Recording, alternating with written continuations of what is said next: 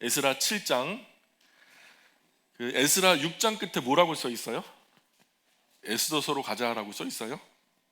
6장 끝에 에스더서로 가자 했는데 에스더 갔다 왔으니까 아마 에스더 맨 끝에는 에스라 7장으로 가자 그렇게 써 있을 겁니다.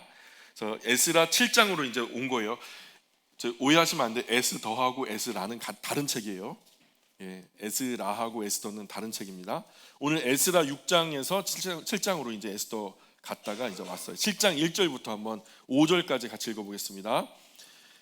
에스라 7장 1절로 5절입니다. 같이 읽습니다. 시작. 2일 후에 바사왕 아닥사스다가 왕 위에 있을 때에 에스라라 하는 자가 있으니라. 그는 스라야의 아들이요 아사랴의 손자요 힐기야의 증손이요 살룸의 현손이요 사독의 5대 손이요 아이두의 6대 손이요 아마리아의 7대 손이요 아사랴의 8대 손이요 무라야의 9대 손이요 스라히야의 10대 손이요 우시엘의 11대 손이요 붓기의 12대 손이요 아비수아의 13대 손이요 비느하스의 14대 손이요 엘르아살의 15대 손이요 대제사장 아론의 16대 손이라. 아멘. 모세와 아론의 그 아론이에요. 자, 아론의 자손들이 제사장을 유일하게 이제 계승할 수 있는 자격이 하나님께로부터 주어졌죠. 그래서 아론과 대제사장의 권한이 자손들에게 있었는데 그때로부터 지금 쭉 해가지고 결국에는 에스라라고 하는 사람이 있었다. 근데 이 사람에 대해서 소개하면서 여기까지 왔으니까 결국 에스라는 누구의 후손이다? 아론의 후손이다. 제사장의 후손이다라는 것을 얘기해 주는 거죠.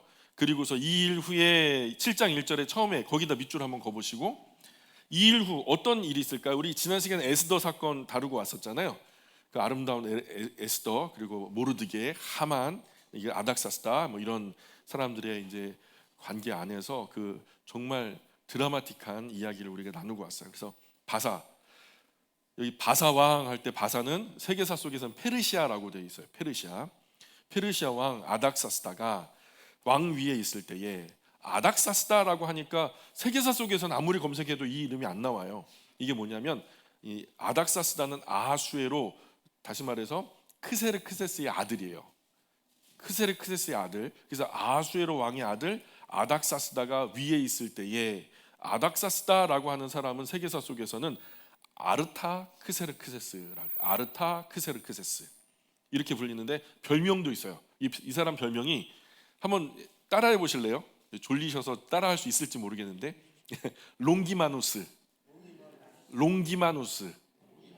롱기마누스라는 이름이 있어요. 그래서 그게 이제 별명이에요. 본명은 아니고. 이게 롱기마누스라는 것이 두 가지 썰이 있는데 하나는 일반인보다 한쪽 팔이 길었대요.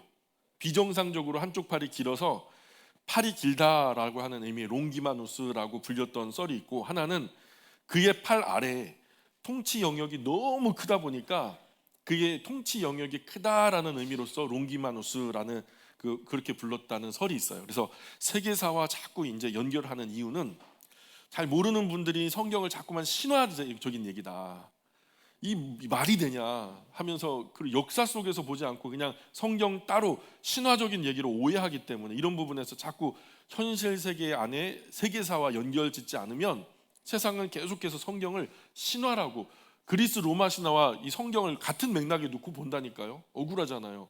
실제로 사건, 역사 안에 있었던 사건인데, 그래서 성경을 읽어보지도 않고 신화의 영역으로 치부해버리는 사람들에게 아니다, 성경은 그대로 역사 이야기다라는 것을, 이런 오해를 피하기 위해서 자꾸 세계사와 연결하고 있어요 지금.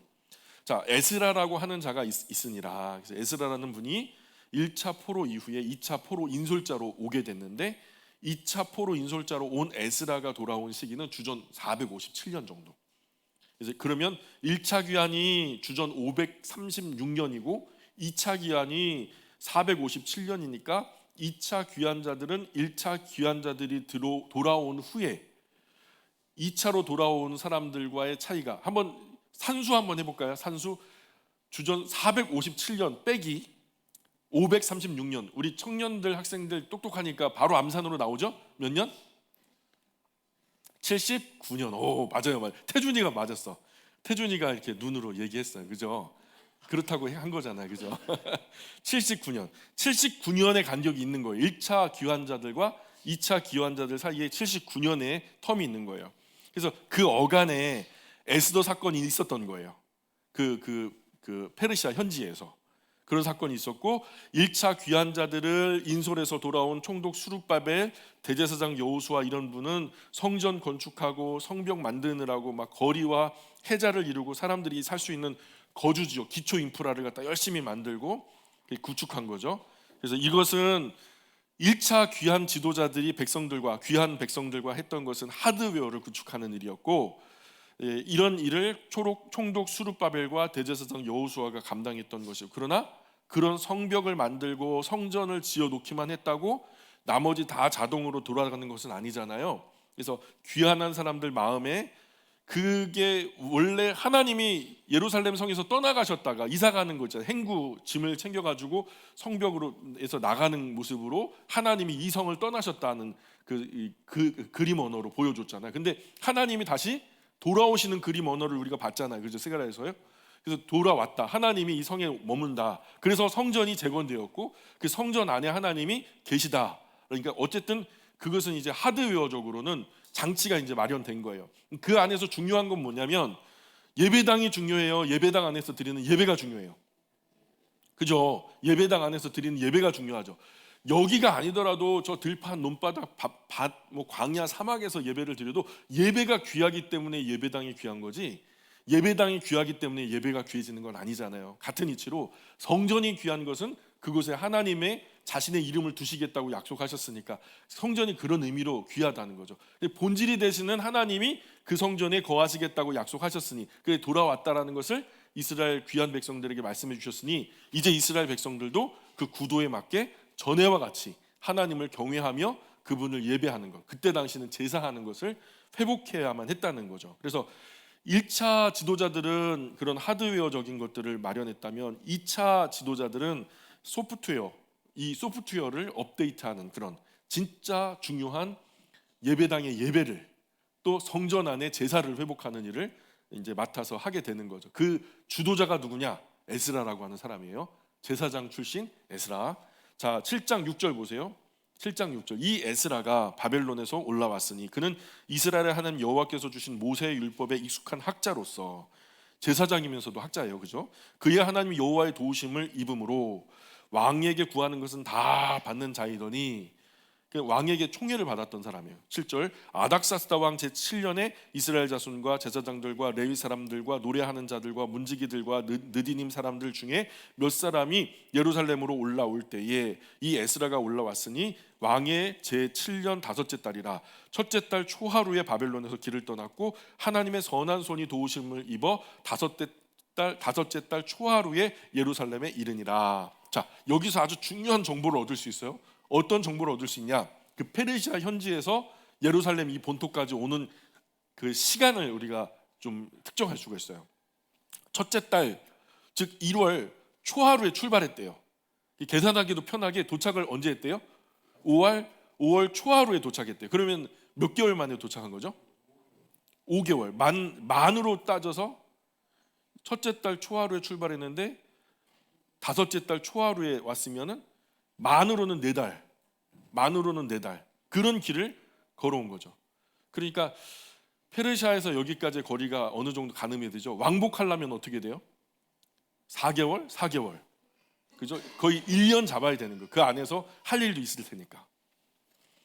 어쨌든 그 적어도 만 4개월이 걸리는 길이라는 것을 우리가 알게 됐어요. 그 먼 길을 편안하고 안락한 삶을 뒤로 하고 하나님을 섬기는 성전이 있는 이 약속의 땅으로 떠나온 거죠. 다 박차고 다 포기하고 다 내려놓고 귀한 공동체의 성경 가르치기에서 왔다는 거예요. 자기만 성공하려고 온 것이 아니죠. 자기 성공하려면 계속 거기 있어야죠. 왕의 총애를 받아야 되니까. 소리 조금만 키워주실래요? 그래서 페르시아에 있는 것이 더 크게 성공할 수 있는 기회가 되잖아요. 그런데 에스라는 지금 자기 성공이 중요한 게 아니라 이스라엘 백성의 가슴 속에 뭘 하려고 했냐면 10절 같이 읽어볼까요? 10절, 7장 10절입니다. 시작.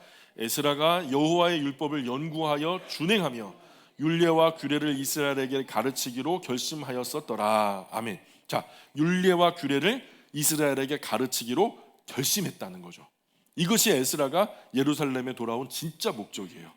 또 성전을 뭐 이렇게 또 증축하거나 아니면은 뭐 성을 더 거대하게 만들거나 이런 목적이 아니라 율례와 규례를 이스라엘에게 가르치기로 결심해서 온 거예요. 이에서 에스라가 돌아와서 처음 한 일은 살피는 것을 했어요. 살피는 거. 백성들이 지난 79년 동안 1차로 돌아온 귀한 백성들이 어떤 일을 했고 어떤 과정을 거치면서 여기까지 왔는가, 이것을 열심히 살피죠. 한 사람을 이해하는 일은요 쉽지 않아요. 왜냐하면 단답식으로 그 사람 알 수 없거든요. 이 사람 착하다라고 할 때 다 착했던 건 아니거든요. 이 사람 악하다 할 때 온 생애가 다 악하거나 그러지 않았거든요. 그러니까 그렇게 단답식으로 규정할 수 없는 거예요. 그 사람이 있게 된 긴 이야기와 사연이 있죠. 질문은 간단하지만 대답은 굉장히 오래 걸릴 수 있는 얘기잖아요. 먼저 그 인생의 자초지종 이야기를 들어봐야만, 그러면 그 사람의 인격에 대한 바른 이해가 생기는 거죠. 그래서 서로를 알아가고 평생을 같이 하는 사람들은 삶을 잇대어 살아가는 거예요. 나의 삶이 지속되는 가운데 이 사람도 옆에 와가지고 같이 살면서 그걸 좋은 말로, 아름다운 말로 이웃이라고 하죠. 이웃, 잇대어 살아가는 사람들. 그래서 그 사람은 내가 이해할 수 있어요. 이 사람이 흥분할 때는 어떻게 반응하고 기쁠 때는 어떻게 반응하고 대략의 그 사람의 인품과 성품을 우리가 알아볼 수 있잖아요. 그래서 그럴 때에 이 사람은 대략 이런 사람이야. 그리고 모르는 사람들이 와서 이 사람이 함부로 평가할 때도 아닐 걸. 그 사람은 절대 그럴 사람 아니야 라고 해줄 만한 사람이 누구냐? 선한 이웃이라는 얘기죠. 우리가 세상 사람들 곁에 그런 선한 이웃이 되기를 바랍니다. 어쨌든 그렇게 그럴 때에 오해가 풀리고 뭔가 좋은 관계가 시작할 토대가 마련되는 거죠. 그런 좋은 토대에 율례와 규례를 가르치기 위해 좋은 토대를 마련하기 위해서 에스라는 백성을 이해할 필요가 있었던 거죠. 도대체 이 사람들이 지금 어떤 상황이 있나, 내가 이 성경을 가르쳐야 할 이 대상들이 어떤 마음과 형편에 있는지를 면밀하게 살펴봐야 되니까. 그래서 11절 계속 읽어볼까요? 11절 시작. 여호와의 계명의 말씀과 이스라엘에게 주신 율례 학자 겸 에스라에게 아닥사스다 왕이 내린 조서의 초본은 아래와 같으니라. 아멘. 자, 아닥사스다 왕이 에스라를 파송하면서 조서를 내렸다는 거예요. 우리가 그 유명한 고레스 칙령 들어보셨죠? 예, 고레스 칙령과 같이 여기서 조서를 내리는 것은 칙령이에요. 아수르 때도 칙령을 내렸죠. 그래서 유대 그 이스라엘의 그 포로 백성들이 전부 다 몰살당할 위기에 있었어요. 페르시아 안에. 근데 그게 이제 취소됐죠. 에스더 사건으로. 그래서 그 날을 부림절이다라고 우리가 부르게 됐고, 그리고 여기서도 이제 그 분위기가 유대인, 그 이스라엘이 승하는 분위기가 이후로도 계속됐던 것 같아요.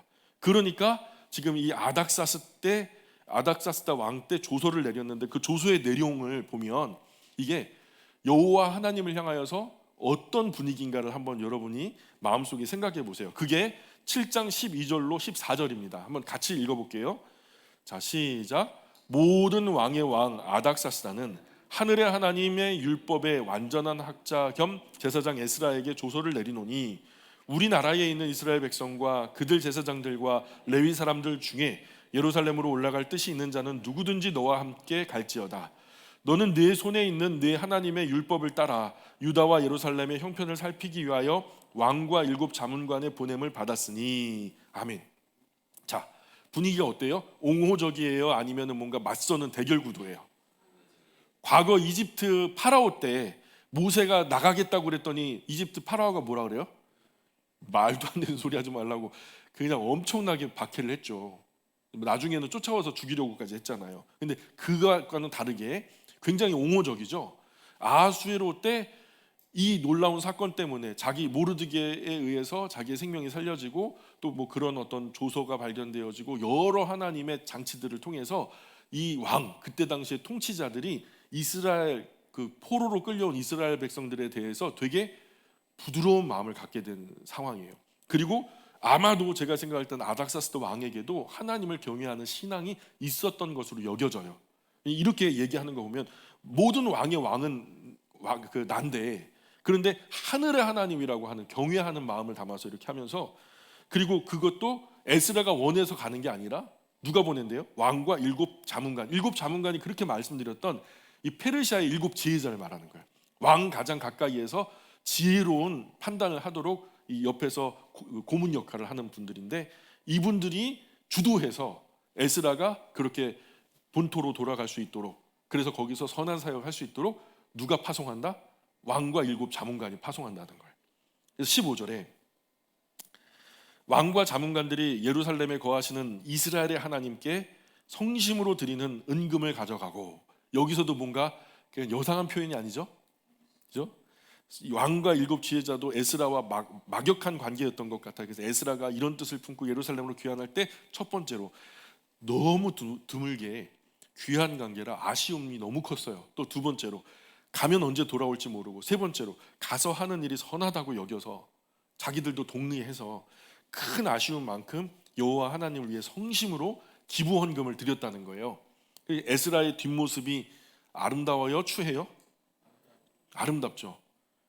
다 여기 기득권 포기하고 그쪽으로 가는데 뒤에서 박수 쳐주는 사람이 많아요. 아이고 잘됐다, 빨리 가지 뭐 이렇게 뒤에서 흉보는 사람이 많아요. 축복해 주는 사람 많잖아요. 잘 되길 바란다. 난 너가 정말 잘 됐으면 좋겠어. 너가 정말 행복했으면 좋겠어. 이렇게 뒤에서 박수치고 응원해 주는 사람이 우리 다 영광 가족이 되셔야 돼요. 자, 참 뒷모습이 아름다워야 돼. 한국 사람들이 뒷모습이 너무 안 좋거든요. 첫 모습은 이 이미지가 좀 너무 중요하니까 막 너무 예쁘게 멋지게 보려고 하는데 뒤에서는 참 너무 지저분한 모습들이 많아요. 그러지 않았으면 좋겠어요. 만날 때는 너도 모르고 나도 모르지만 알게 된 후로는 어쩔 수 없이 헤어지게 된 때에는 아쉬워해야죠. 서로 속 시원하다, 그냥 다시 안 봤으면 좋겠다 이러면은 곤란한 거죠. 16절에 보니까 같이 읽어볼게요. 16절 시작. 또 내가 바벨론 온 도에서 얻을 모든 은금과 및 백성과 제사장들이 예루살렘에 있는 그들의 하나님의 성전을 위하여 기쁘게 드릴 예물을 가져다가, 자, 이 에스라라고 하는 사람에게요 예루살렘 성전 재건 기금을 모금할 수 있는 권한도 부여했어요. 또 더 나가 볼까요? 17절 18절 계속 시작. 그들의 돈으로 수송아지와 숫양과 어린 양과 그 소재와 그 전제의 물품을 신속히 사서 예루살렘 네 하나님의 성전 제단 위에 드리고 그 나머지 은금은 너와 너의 형제가 좋게 여기는 일에 너희 하나님의 뜻을 따라 쓸지며. 야, 이거 뭐 어느 정도의 구약적인 지식이 있어요. 하나님께 드리는 어떤 예배 행위에 대해서 어느 정도는 그 기초 지식이 있는 거죠. 자, 그러면서 무엇이든지 재정을 집행할 수 있는 집행 권한, 어떤 행정, 재정 모금을 할 수도 있고 그 모금한 대로 나름대로 집행할 수 있도록 행정 어떤 자유 명령을 준 거죠. 또 나아가서 19절 20절 계속 읽어볼까요? 19절 20절 시작. 네 하나님의 성전에서 섬기는 일을 위하여 네게 준 그릇은 예루살렘 하나님 앞에 드리고 그 외에도 네 하나님의 성전에 쓰일 것이 있어서 네가 드리고자 하거든 무엇이든지 궁중 창고에서 내다가 드릴지니라. 궁중 창고에서? 이거 왕 건데, 그죠? 무엇이든 더 필요하거든 궁중 창고 열어서 거기서 기꺼이 가져다가 마음대로 써도 괜찮다는 권한도 주어진 거예요. 궁중 창고에서 가져갈 만큼 가져가라는 거죠. 이 정도로 페르시아의 황제 아닥사스다로부터 누가 큰 신임을 받고 있었다? 에스라가 큰 신임을 받고 있었고 그 권위와 큰 권한을 부여받은 분이 바로 에스라라고 하는 분이에요. 자, 그런데 21절 보세요. 21절부터 나 곧 아닥사스다 왕이 유브라 대강 건너편 모든 창고지기에게 조서를 내려 이르기를 하늘의 하나님의 율법학자 겸 제사장 에스라가 무릇 너희에게 구하는 것을 신속히 시행하되 은은 100달란트까지, 밀은 100고르까지, 포도주는 100밭까지, 기름도 100밭까지 하고 소금은 정량 없이 하라. 그냥 막 무한하게 갖다 써라 이거죠. 에스라를 위한 특별한 조서를 내린 거예요. 에스라가 구하면 달라는 대로 줘라. 그래서 정량은 이러이러하다. 근데 이게 양이 작은 것 같아요? 많은 것 같아요? 작지 않은 것 같죠, 그죠? 왜냐하면 소금의 표현을 통해서 보면은 그냥 정량 없이 해라, 막 듬성듬성 막 듬뿍듬뿍 쥐어주는 느낌이 있죠. 이렇게까지 놀라운 조서가 내려지고 또 더 놀라운 것은 23절 24절 시작. 무릇 하늘의 하나님의 전을 위하여 하늘의 하나님이 명령하신 것은 삼가 행하라. 어찌하여 진노가 왕과 왕자의 나라에 임하게 하랴. 내가 너희에게 이르노니 제사장들이나 레위 사람들이나 노래하는 자들이나 문지기들이나 느디님 사람들이나 혹 하나님의 성전에서 일하는 자들에게 조공과 관세와 통행세를 받는 것이 옳지 않으니라 하였노라. 야, 이게 뭐야 이거? 아닥사스다 왕도 여호와 하나님을 두려움으로 경외했던 것 같아요. 그분한테 조금 잘못하면 왕과 그의 아들에게 뭔가 큰 어려움이 임한다라는 것을 알고 있었던 거죠. 또한 귀환하는 이스라엘에게는 조공, 관세, 통행세금 다 면세하도록 조치를 취하죠. 귀환하는 이스라엘은 면세자들이에요. 면세자들. 우리 하나님의 나라 가면 거의 면세됩니다. 100% 면세됩니다. 자, 25절 26절 볼까요? 25절 26절입니다. 에스라여, 너는 네 손에 있는 네 하나님의 지혜를 따라 네 하나님의 율법을 아는 자를 법관과 재판관을 삼아 강 건너편 모든 백성을 재판하게 하고 그중 알지 못하는 자는 너희가 가르치라. 무릇 네 하나님의 명령과 왕의 명령을 준행하지 아니하는 자는 속히 그 죄를 정하여 혹 죽이거나 귀양 보내거나 가산을 몰수하거나 옥에 가둘지니라 하였더라. 자, 이건 뭐예요? 감옥에 가두는 권리. 이건 어디서 나와요? 사법권에서 나오죠. 근데 페르시아 황제 아닥사스다가 에스라에게 이 사법권도 준 거예요. 행정권, 사법권. 그리고 27절 보세요. 27절부터 28절 계속 읽어봅니다. 우리 조상들의 하나님 여호와를 송축할지로다. 그가 왕의 마음에 예루살렘 여호와의 성전을 아름답게 할 뜻을 두시고 또 나로 왕과 그의 보좌관들 앞과 왕의 권세 있는 모든 방백의 앞에서 은혜를 얻게 하셨도다. 내 하나님 여호와의 손이 내 위에 있으므로 내가 힘을 얻어 이스라엘 중에 우두머리들을 모아 나와 함께 올라오게 하였노라. 아멘. 이것은 누구의 고백이냐면 에스라의 고백이에요. 그래서 하나님께서 이런 은혜를 내게 주셨다. 이렇게 에스라가 자기가 귀환하게 된 동기를 쭉 쓰고 있죠. 그죠? 그 다음에 이제 8장에 에스라 8장으로 가보면 8장 1절부터 보세요. 1절로 3절 읽기 전에 좀 기지개를 좀 펴보실까요? 점심 드신 다음에 좀 나른하시죠? 예, 좀 고개도 이렇게 피시고 되게 오래된 것 같아도요. 지금 25분밖에 안 지났어요. 한 2시간 반 지난 것 같아도 25분밖에 안 지났어요. 예. 자, 힘냅시다. 8장 1절로 3절 우리 같이 읽어보겠습니다. 시작. 아닥사스다 왕이 왕 위에 있을 때에 나와 함께 바벨론에서 올라온 족장들과 그들의 계보는 이러하니라. 비느하스 자손 중에서는 게르솜이요, 이다말 자손 중에서는 다니엘이요, 다윗 자손 중에서는 핫두스요, 스가니아 자손 곧 바로스 자손 중에서는 스가랴니, 그와 함께 족보에 기록된 남자가 150명이요 하면서 14절까지 있는 이름들은 에스라와 함께 올라온 사람들의 명부가 적혀 있어요. 근데 아무리 읽어봐도 혹시 아는 이름 나오나요? 여러분 아는 이름 없죠? 이런 부분은 그런 사람들이 올라왔나 보다 그렇게 생각하시면 되고 그 이름 가지고 공부하면 안 돼요. 어떤 분들은 이 이름 하나하나를 갖다가 전부 다 그 히브리어의 뜻을 해석해가지고 이게 이런 의미다, 영적인 의미를 부여해서 그걸 알레고리적 해석이라고. 그건 이단입니다. 그 이름에는 큰 의미가 없고 그냥 이러이러한 사람들이 올라왔나 보다 이렇게 생각하면 끝이에요. 그 인원이 한 1800명 정도 올라온 것으로 보여져요. 그리고 출발할 때 아하와 강가에서 귀환할 사람들을 불러 모아서 3일 동안 우리가 이제 오리엔테이션을 갖는 거예요. 우리가 이제 출발해서 저 고국까지 고토까지 가게 되는데 우리 이러이러하게 대열을 짜자, 뭐 이러이러한 원칙을 갖자, 이런 어떤 신호를 들으면 이렇게 하자 하면서 이제 3일 동안 머물면서 그러면서 살펴보니까 모집된 사람 중에서 레위인이 별로 없는 거예요. 가서 뭔가 하나님의 성전을 중심으로 일사불란하게 하나님을 경외하는 그런 예배 행위를 해야 되는데 그럼 레위인들이 너무 부족한 거예요. 그래서 자원하는 사람들 좀 더 모아야 되겠다. 다른 사람들은 됐고 레위인들 중에서 조금 더 자원하는 사람들을 받자. 그래가지고 레위인들도 좀 더 챙겨가지고 그 기다리는 동안에 금식을 해요. 왜 금식하고 기도합니까? 왜 금식하냐면 나중에 이제 정황이 나오는데 읽다 보시면은 이런 거는 그냥 스쳐 지나가기 때문에 미처 캐치하지 못할 수가 있는데 왜 기도를 했냐? 에스라가 평소에 아닥사스다 왕과 함께 성경 공부를 했어요. 에스라가 아닥사스다 왕과 더불어서 여호와 하나님은 이런 분이고 이제 토라 이 오경에서 하나님은 이러한 분이다라고 하나님을 가르치고 막 그럴 때 하나님은요 자기를 믿고 의지하는 자는 반드시 그 위험에서 건져주시고 대적하는 자를 반드시 징벌하시는 분입니다 하면서 그 하나님에 대해서 의지하는 자를 실망시키지 않는다라는 것을 계속 강조하면서 가르쳤다는 거예요. 그러니까 아닥사스다도 하나님이 나를 봐주지 않으면 왕과 왕의 아들들이 어려움을 당할 수도 있을 거야 이런 의식을 갖게 된 거 아니겠어요? 그러니까 그렇게 아닥사스다 왕에게 가르쳐 놓고 에스라가 올라오면서 저 폐하시오 호위병 좀 많이 붙여주십시오 이렇게 하면 하나님을 의지한다는 느낌보다는 뭘 의지하는 것 같아요? 아주 든든한 군사력을 의지하는 것처럼 보이잖아요.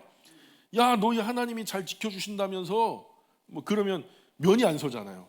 가르치는 사람으로서. 그래서 호위병을 구하는 것을 에스라가 부끄럽게 여겼다는 거예요. 자기가 가르쳤던 대로 또 그동안 기도해 왔던 대로 하나님만 믿고 호위병 없이 예루살렘까지 가겠다는 그런 믿음을 가지고 출발하기 위해서 하나님의 도우심이 필요하니까 금식을 했다는 거예요. 그런 믿음을 가졌어도 사실은 겁이 나긴 나죠. 왜 안 나요? 사망의 심한 골짜기로 다닐지라도 해를 두려워하지 않을 것은 하면서 하는데 거기 두려움이 없었을까요? 두려움이 있었어요. 그러니까 하나님께 기도하지. 그래서 거기서 자기를 부정하면서 하나님의 능력을 힘입으려고 금식을 했다는 거죠. 이럴 때는 금식해도 돼요. 삶의 어떤 생사가 달려있는 사활이 달려있는 어떤 그 사안에 대해서 내가 뭐 결혼을 한다던가 군대를 갔다 와야 된다라든가 뭐 어떤 인생이 큰 전환점을 맞이하는 중요한 순간에 나를 내려놓고 하나님의 도우심을 의지함으로 금식할 때는 그 금식이 참 아름다운 금식이죠. 나를 부정하면서. 그래서 8장 22절 보세요. 8장 22절 같이 읽어봅니다. 시작. 이는 우리가 전에 왕에게 아뢰기를 우리 하나님의 손은 자기를 찾는 모든 자에게 선을 베푸시고 자기를 배반하는 모든 자에게는 권능과 진노를 내리신다 하였으므로 길에서 적군을 막고 우리를 도울 보병과 마병을 왕에게 구하기를 부끄러워하였습니다. 그죠? 맞죠? 그렇게 말하려고 하니까 왕이시여 호위병 좀 많이 붙여주십시오라고 말하려고 하니까 부끄러웠더라는 자기가 가르친 것에 대해서. 그래서 에스라의 마음이 이렇게 투명한 사람이에요. 부끄러운 것도 다 써놨어요. 이거 사실 안 적어도 되잖아요. 내가 적는다면 만약에 이성진 목사가 적는다면 이거 빼놔요. 그죠? 근데 에스라니까 이걸 다 써놨어요. 안 써도 큰 문제가 없는데 감추지 않고 다 쓴 거죠. 23절 계속해서 그러므로 우리가 이를 위하여 금식하며 우리 하나님께 간구하였더니 그의 응낙하심을 입었느니라. 그 먼 길 4개월 걸려오는 길이 얼마나 도적이 많아요. 과거는 치안이 그렇게 좋지 않았잖아요. 그것도 국경을 달리하는데 그러니까 도적도 많고 복병도 많이 있었을 것이고 큰 해를 맞지 않고 예루살렘까지 어떻게 됐을까요? 잘 도착했어요. 근데 어려움이 있었을까요? 없었을까요? 있었대요. 그런데 괜찮았대요. 어려움을 없는 게 아니라 어려움이 있는데 괜찮았대요. 자, 24절 보세요. 24절 8장 24절입니다. 그때에 내가 제사장의 우두머리들 중 12명 곧 세레바와 하사비아와 그의 형제 10명을 따로 세우고 그들에게 왕과 모사들과 방백들과 또 그곳에 있는 이스라엘 무리가 우리 하나님의 성전을 위하여 드린 은과 금과 그릇들을 달아서 주었으니 내가 달아서 그들 손에 준 것은 은이 650달란트요. 달란트가 한 30kg 넘어요. 30kg 넘는다고 생각하고 곱하기 30 하면은 아마 톤수가 나오겠죠. 650달란트, 은이 100달란트요, 금이 100달란트며 100달란트면 상당히 많은 양이죠. 30kg만 쳐도 1달란트가 10달란트면 300kg, 100달란트면 3000kg, 그죠? 그러면 3톤 정도 되는 거잖아요. 그리고 이제 그렇게 이제 그냥 많은 정도가 아니고 금 100달란트면은 이제 그냥 많은 게 아니라 겁나게 많은 거죠. 또 금잔하고 이런 것들을 전부 챙겨서 에스라가 넘기는데 31절에 첫째 달 12일에 우리가 아하와 강을 떠나 예루살렘으로 갈새 우리 하나님의 손이 우리를 도우사 대적과 길에 매복한 자의 손에서 건지신지라. 있었대요, 없었대요? 있었대잖아요. 그런데 어떻게 됐대요? 건져주셨다. 우리가 어려움을 만나는 것은 이상한 게 아니에요. 세상이 악해서 원래 어려움을 만날 수밖에 없어요. 그런데 중요한 것은 거기서 건지셨다는 게 중요한 거예요. 그러니까 이 자리에 앉아 계시잖아요. 안 건져주셨다면 이 자리에 안 계시겠죠? 어디 계실까요? 저기 딴 데 계실 거예요. 조용한데. 근데 지금 건져주셔서 이 자리에 있는 거예요. 그죠? 그래서 하나님의 선한 손이 도우셔서 그 모든 어려움을 다 물리치고 무사히 도착하게 된 거예요. 그렇게 도착해서 이전에 앞서 돌아온 분들의 정황을 살피고 통치를 준비를 하는데, 에스라가 볼 때 1차로 포로로 귀환한 사람들 79년 동안 그곳에 이제 거주하고 있는 분들을 하나하나 만나면서 대화하다 보니까, 인터뷰하다 보니까 뭔가 깨름직해요. 뒷꼭지가 쩌릿해요. 이 지도자의 직감이거든요. 뭔가 이상하다. 뭔가 이 단체적으로 공동체적으로 뭔가 숨기는 것이, 뭐 말할 때도 주저주저하고 영 분위기가 이상해요. 그래서 은밀히 알아본 거죠. 세상에 그 포로로 돌아와서 1차 귀환자들 중에서, 그것도 지도층에 있었던 사람 중에 전부 이방 여자를 취해서 아내로 삼았다는 거예요. 그래서 에스라가 분노를 하죠. 백성의 지도자들이 좋은 일에 앞장선 것이 아니라 악한 일에 앞잡이가 돼가지고 본이 되지 못했던 거예요. 하나님은 이런 이방과의 통혼을 금지시켰거든요. 그들의 그 딸들을 데려오지 말고 너희 아들들을 그들에게 주지 말라고, 너희 딸들을 그에게 주지 말라 그랬거든요. 왜냐하면 이게 뭐 그 사람들이 뭐 병이 있어 그런 건 아니고, 하나님을 섬기는 이 신앙에 관한 한 오염 때문에 그래요. 그들과 교제하다가 그들의 딸들을 데려올 때 반드시 그 신들을 같이 묻혀가지고 오게 돼 있거든요. 그러니 그런 것들을 못하게끔 하나님께서는 제사장 나라로서의 역할을 감당하기 위해서 지극히 거룩해야 된다라는 것을 가르쳐주기 위해서 통혼을 금지했는데, 이게 귀한 공동체가 가장 거룩하게 이 불로 연단해서 정금과도 같이 해갖고 딱 만들어 놨더니 벌써 거기에 검불이 붙은 거예요. 세마포 하얀 옷처럼 깨끗한 옷을 입혀서 다시 제자리에 올려놨더니 금세 또 똥을 묻힌 거예요. 이렇게 된 거죠. 지난번 스가랴서에 본 대로 대제사장 여호수아도 그런 일을 저지르죠. 그런 일을 하고도 별로 천벌도 안 받고, 오히려 스가랴를 통해서 들어보니까 하늘 법정에서 하나님이 어떻게 했대요?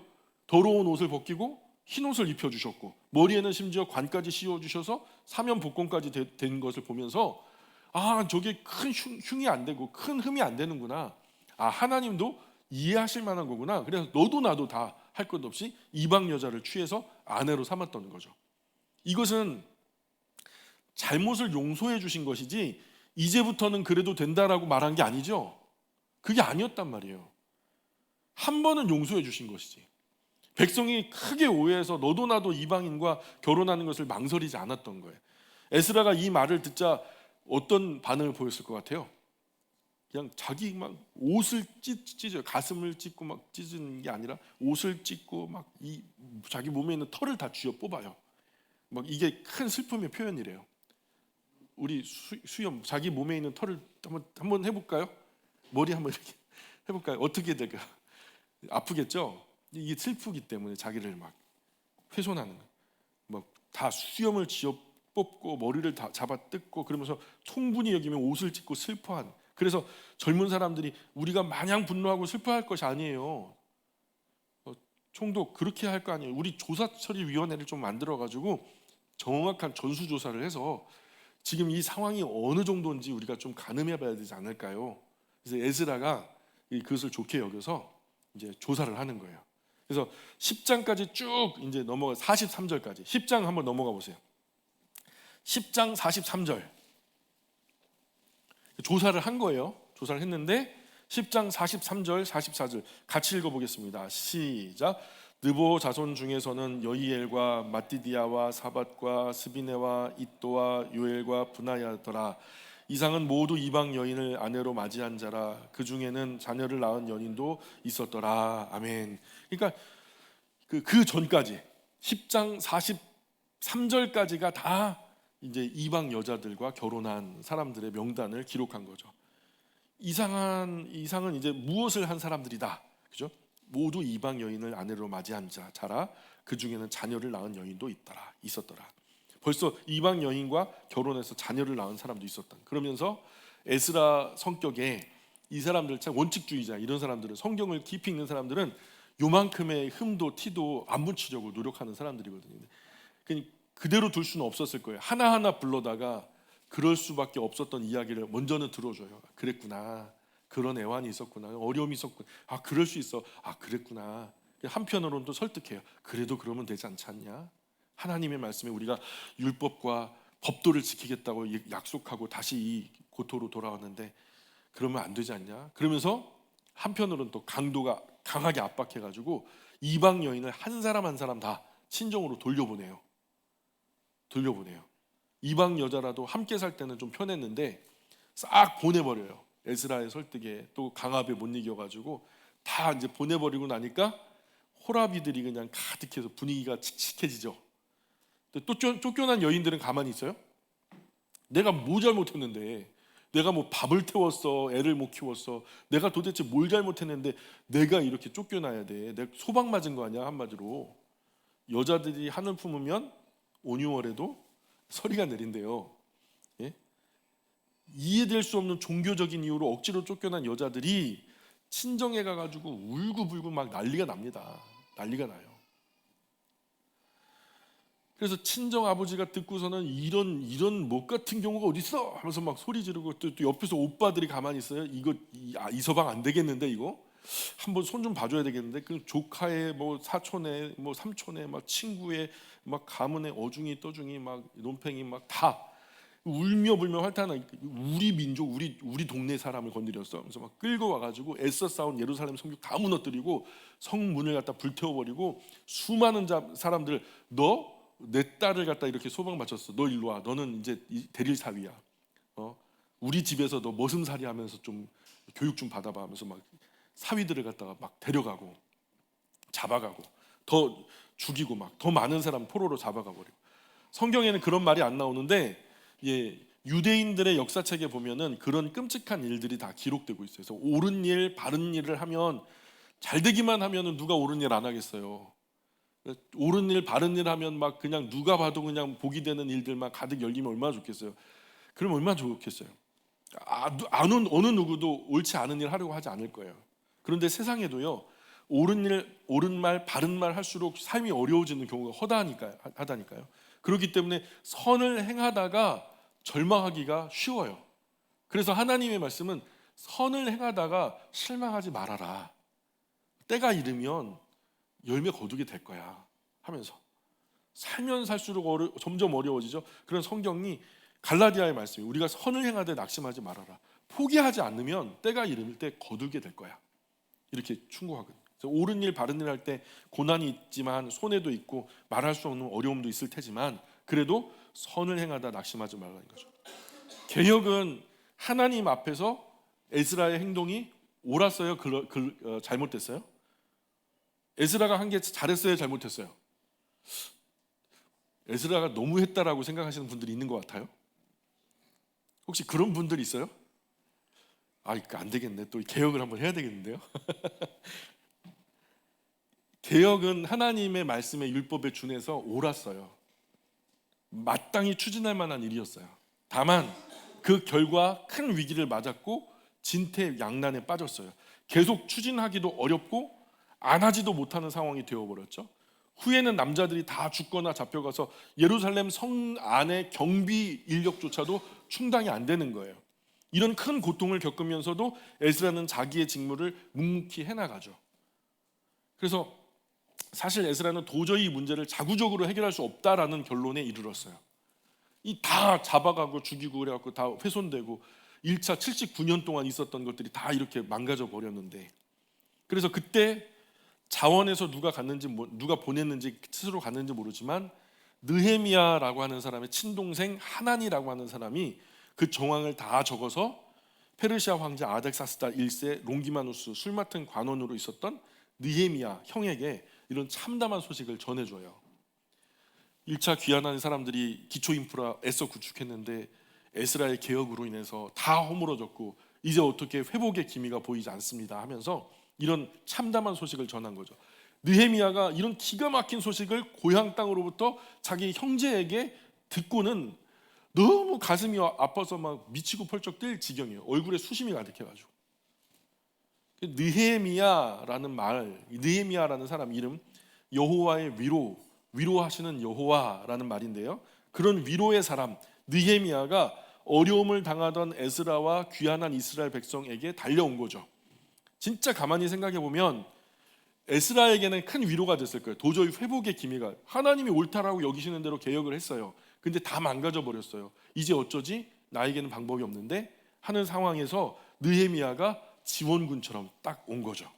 그러니까 위로가 됐겠어요, 안 됐겠어요? 최소한 에스라에게, 남겨진 이스라엘 귀한 공동체 안에는 큰 위로가 됐겠죠. 정말로 위로하시는 여호와의 손길로 다가온 느헤미야가 심지어는 자기 사비를 다 털어요. 그리고 월급도 안 받아요. 그리고 왕에게서 엄청난 재정을 또 얻어가요. 또 경비하는 부대까지 인솔해서 귀환해요. 그래서 이 느헤미야와 에스라가 협력해서 다시 성벽을 재건하고 헌당도 하고, 이 느헤미야는요 더 조직적이에요. 아주 행정관료 출신이에요. 그래서 A부터 B까지는 이 가문에서 해, B부터 C까지는 저 가문에서 해. 그래서 다 일을 갖다 분별해 갖고 줘요. 빨리 일 끝내면 빨리 쉬는 거야. 그래가지고 경쟁적으로 너도 나도 해가지고 빨리 경쟁해가지고 재건이요 순식간에 이루어져 버려요. 그런 이야기가 느헤미야서에 이제 기록되고 있죠. 그래서 이때쯤에 있게 된 얘기가 바로 에스라 10장 이후 맨 마지막에다가 그러면 뭐라고 써야 될까요? 에스라 10장 끝에다가 느헤미야로 가자 이렇게 적으시면 되겠죠. 그리고 우리는 다음 시간에 뭘 공부하게 된다? 느헤미야서. 그럼 읽어와야 될까요? 안 읽어와야 될까요? 그래서 읽어와야 되겠죠. 오늘 에스라도 다 읽으셨죠 이미? 아멘이죠. 예, 눈빛으로 말해요. 예, 다음 시간에 우리 계속해서 에스라 이야기 10장에 이어서 느헤미야 이야기 갔다가 다시 에스라로 돌아올 겁니다. 우리 기도할게요.